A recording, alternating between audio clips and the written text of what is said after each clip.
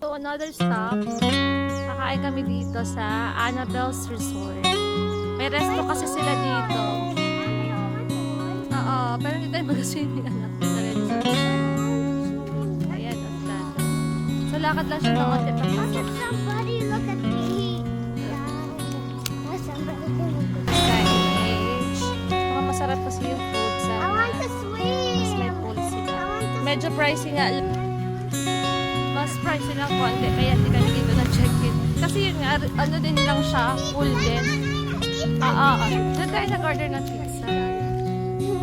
Ayan. Parang ano dito, magkano tatay? 1,800, 2,000 ganun ang rate ng room nila.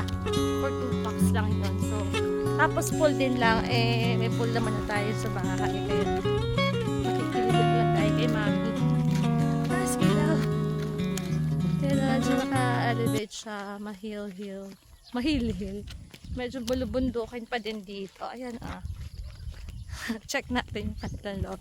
Katingnan na namin ito nung dating namin. Pero, yun nga, we decided na wag na dito mag-check. Napakamahal.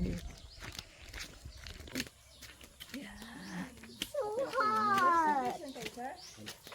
Open na yung resto. Okay, basa na lang muna yung tarpaulin dyan.